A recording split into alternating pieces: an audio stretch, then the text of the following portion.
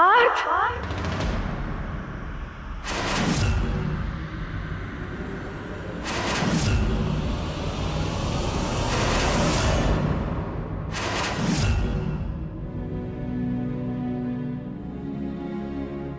पार्थ,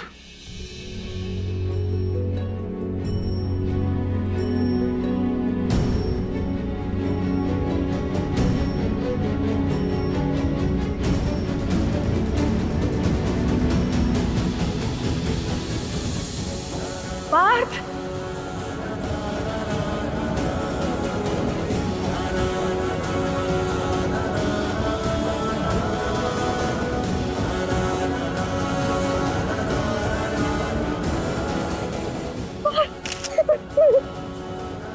पार्थ,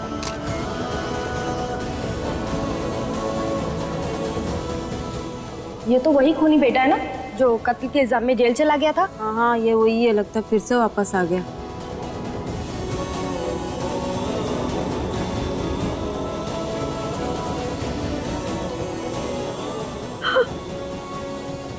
आज की तारीख, मैं कैसे भूल गई आज की तारीख।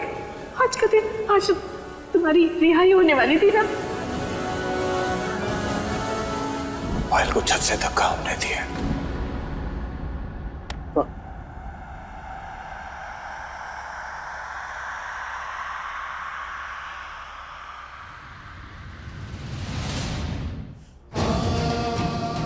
पार्थ, पार्थ हमें माफ कर दो, हमें परसों तक याद था।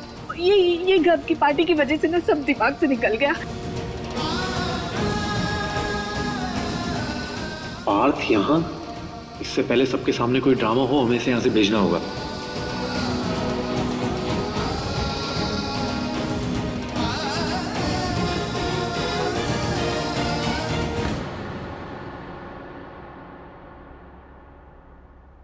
पार्थ भैया चलिए।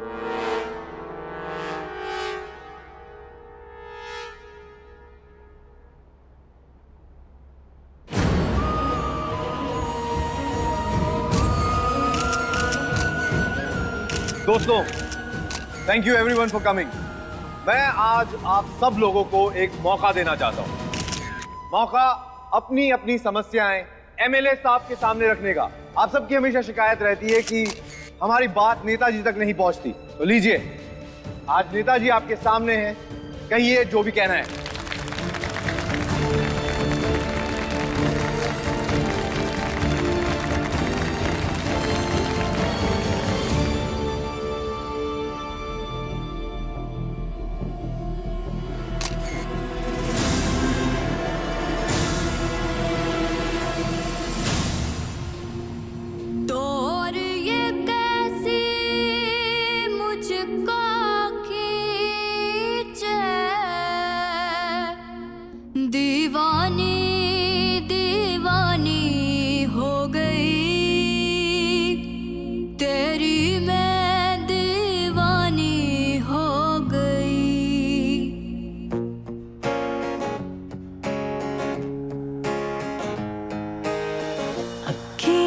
चैन मिले जब तो आई ना, समझाऊं कैसे इस धड़कन को साजना।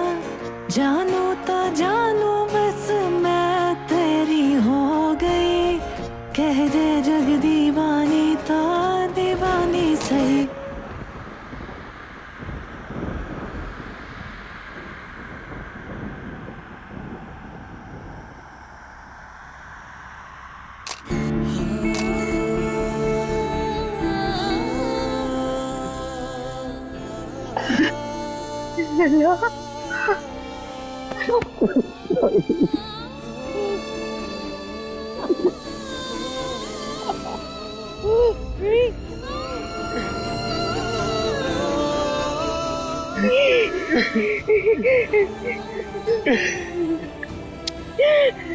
तू आ गया?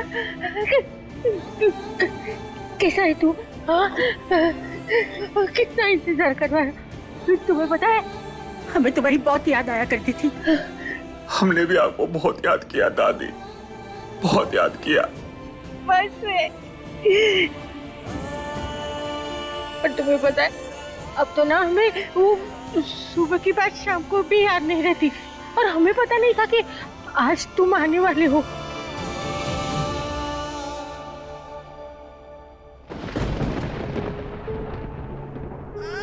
ये सबको देखो, कितने निकम्मे। खुद का बच्चा घर आने वाला है, वो इतनी सूझ भी नहीं रही उन लोगों को। कोई बात नहीं, कोई बात नहीं। चलो तुम हमारे साथ चलो, हमें तुमसे बहुत सारी बातें करनी है, बहुत कुछ बताना भी है। और वैसे भी यहाँ रहने से किसी को क्या फर्क पड़ेगा? तुम्हें पता है लल्ला, ये लोग जिसको सूरज समझकर पूछते हैं ना, वो चंद मिनटों में बुझने वाला दिया है। हम सब समझते हैं, सब जानते हैं, पर हमारा सूरज तो तुम हो।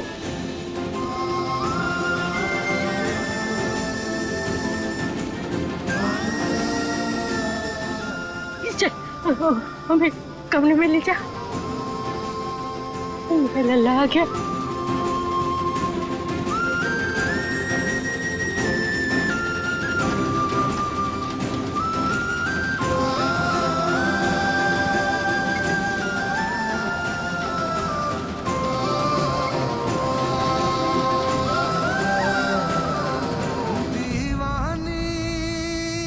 तो एमएलए साहब ने वायदा कर लिया है कि आप सबकी परेशानियों पे वो जल्द से जल्द काम करना शुरू करेंगे। जी एमएलए साहब। तेरी मैं दीवानी हो गई।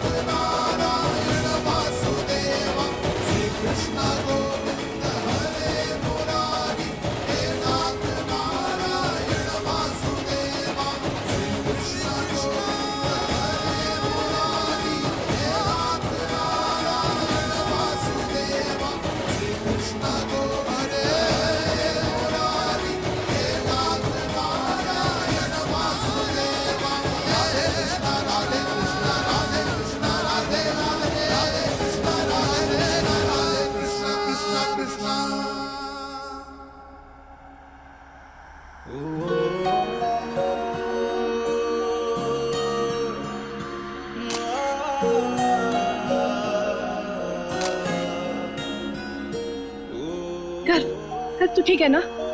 गर्व हमें ठीक हूँ। बचा लिया उस लड़की ने टाइम पे। पर वैसे वो लड़की है कौन?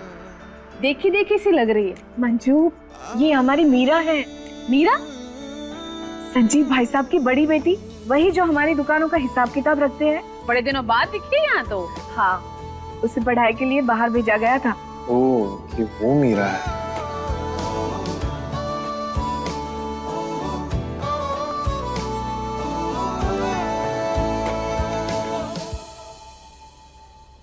छाया, हमें तो खाना खाने दो, बहुत भूख लगी है भाई।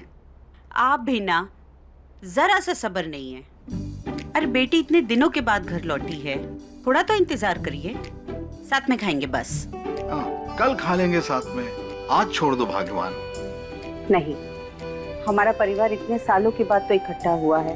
फिर आप ही का तो कहना है ना कि एक साथ खाना खाने से परिवार के रिश्ते अच्छे भी होते हैं और मजबूत भी बनते हैं। और वैसे भी आज हमने सब उसकी पसंद का खाना बनाया, उसे भी तो स्पेशल फील होना चाहिए ना। ठीक है बाबा, ठीक है, लेकिन वो गई कहाँ है? भूख तो उसे भी लगी होगी। उन्हें कहाँ भूख लगती है? देखना, एक दिन उनकी दीवानगी हमें कहीं का नहीं छोड़ेंगी। और पता नहीं इस बार हमें शहर ना छोड़ना पड़े। ओ महारानी, ये अकेले में बैठ के क्या बड़बड़ा रही हो? जरा हमें भी सुनाओ। वैसे तुम्हें तो पता होगा ना कि तुम्हारी प्यारी दीदू कब तक आएगी?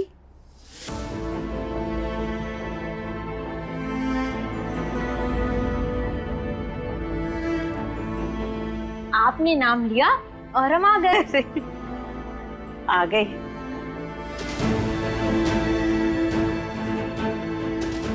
तुम तो होली खेलने गई थी ना? हाँ।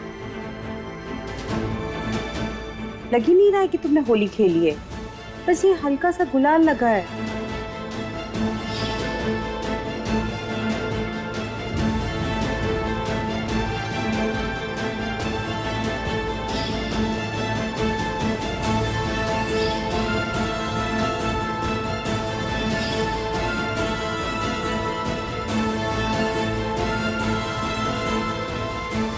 छाया, तुम भी ना कितने सवाल करती हो। जवानी में हमें नहीं छोड़ा, बुढ़ापे में बच्चों को नहीं बख्श रही। आप भी ना कैसी बातें करते हैं? अरे बेटी है हमारी, हम इसे हक से डांटेंगे भी और पूछेंगे भी। और वैसे भी बचपन में हम इसे कितना डांटते थे, लेकिन हमारी एक बात नहीं सुनती थी और बाहर जाके इतनी होली खेलती थी। या तो अपने दोस्तों को भूत बना कर आती थी या तो खुद भूत बन के आती थी। हमारी प्यारी माँ, वो हम इतने सालों बाद लौटे हैं ना, तो पहले तो हमारे फ्रेंड्स हमें देखकर चौंक गए। उसके बाद इतना खुश हुए, इतना खुश हुए और बहुत सारी बातें की। और इतनी बातें की कि इस सब में होली वोली खेलना तो हम भूल ही गए। और आप तो हमें जानती ही है ना, एक बार हम बात करना शुरू करते हैं तो बस ऐसे करते करते इतना टाइम बीत गया। फिर हमने सोचा कि आप लोग भी हमारी राह देख रहे होंगे ना, तो हम यहाँ आ गए जल्दी।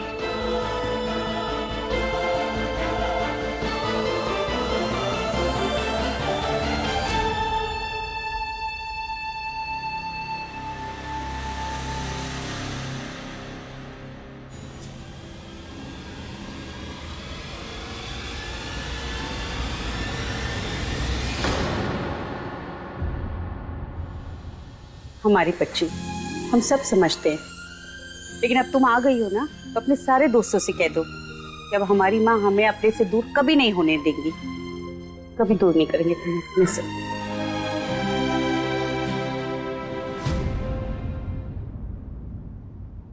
लीजिए दादी, दवा खा लीजिए। पानी। रुको, अब हमें इस दवाई की कोई जरूरत नहीं है। हमारी जीती जागती दवाई जो आ गई है, तुम जो आ गए हो।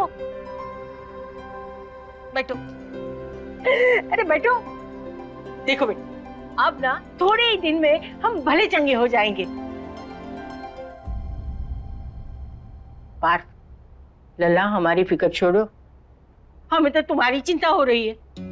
देखो ना, कितने दुबले हो गए हो। पहले तो कितना हंसता खेलता चेहरा था हमारे लल्ला का। अरे पूरा दिन हम नजर उतारते फिरते रहते थे। सत्यानाश हो जेल का और पुलिस का, कैसे क्या हाल कर दिया है। पर अब देखना, अब तुम आ गए हो ना, तो कल से हमारे हाथ से खाना खाओगे ना, तो एक ही हफ्ते में तुम पहले जैसे हो जाओगे। पानी लेके आते हैं। लल्ला, एक काम करना, साथ में कैंची भी लेके आना। कैंची क्यों दादी? क्योंकि हम तुम्हारे बाल काटने चाहते हैं। लगता है इन बालों में ढेर सारा दुख और तकलीफ उलझे हुए हैं। एक बार काट लेंगे ना, तो पनौती भी चली जाएगी। पहले लोग बोलते थे ना कि लंबे बाल और लंबे नाखून, उसमें शैतान का वास होता है, तो उससे जब भी छुटकारा मिले ना, छूट जाना चाहिए, है ना?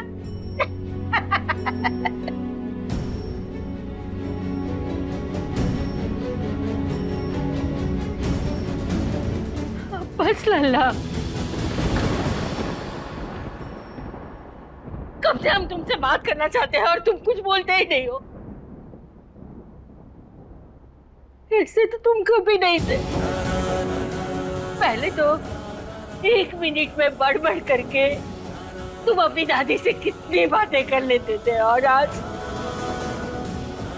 इतने सालों के बाद हमसे बात करने के लिए तुम्हारे पास एक बात भी नहीं है। नहीं दादी, ऐसी बात नहीं है। ऐसा बस बोलने की आदत छूट गई दादी। किससे बात करते हो और खुद से भी करते तो कितनी, इसलिए बस चुप्पी से दोस्ती कर ली हमने।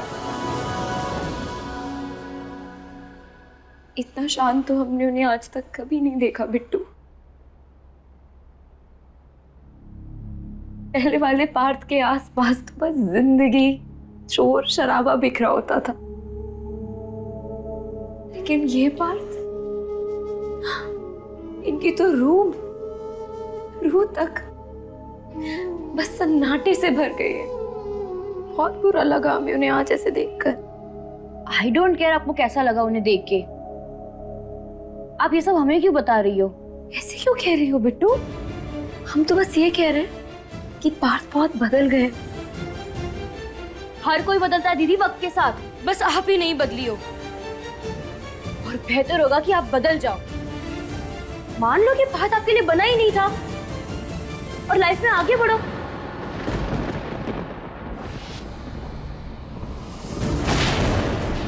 बाप रे बाप, आज तो हम बाल बचे। हमें तो लगा था कि मम्मी के सवालों जवाबों में तो हम पकड़े जाएंगे और फिर से मम्मी हमें मौसी के घर एक्सपोर्ट कर देंगी। जितना प्यार वो दिखा रही है ना, सब 1 मिनट में रफू चक्कर हो जाएगा। दीदी आप ये सब हल्के में ले रही हैं? आपको अभी भी पार्थ ही नजर आ रहा है, हमारा परिवार नहीं दिख रहा आपको? ऐसे क्यों कह रही हो बिट्टू? परिवार तो सब कुछ होता है, तुम सब जान हो हमारी। ओह प्लीज दीदी,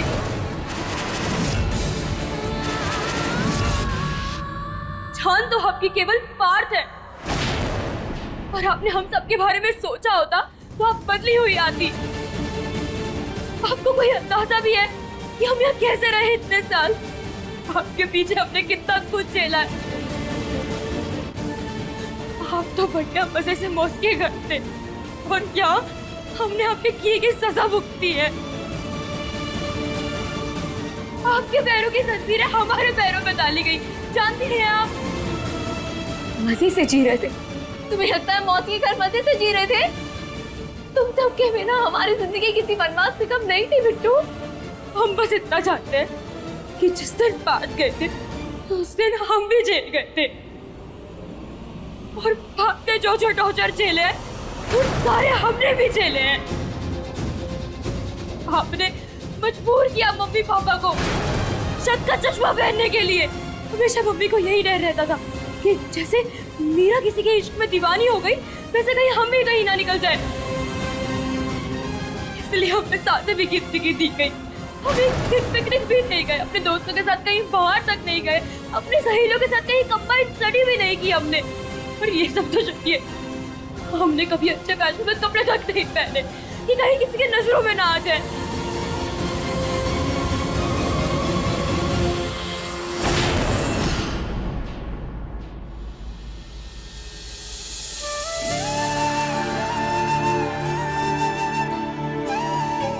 ये सब तुमने हमें पहले कभी क्यों नहीं बताया बिट्टू?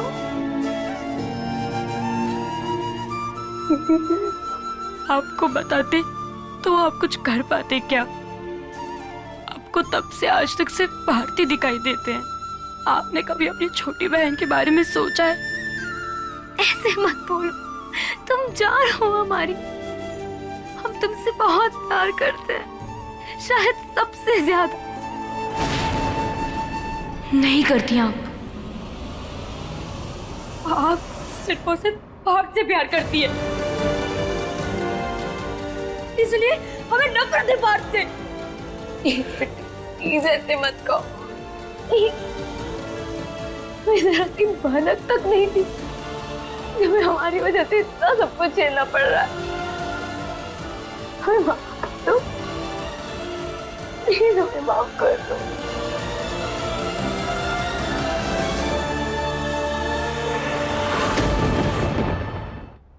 अब तो आपको पता चल गया ना दीदी, तो छोड़ दो उस पार्थ को और उसकी दीवानगी को। हमें उनकी फिक्र है बिट्टू, तो यही पता उनके साथ उनका परिवार तक नहीं है, कोई लेने नहीं आया उन्हें। वो बेचारे अकेले पूरे शहर में गुंडों की गुंडागर्दी झेलते हुए आए। दीदी आप अभी भी उनके बारे में सोच रही हो? वो एक खूनी है। वो खूनी नहीं है, वो खूनी नहीं है बिट्टू,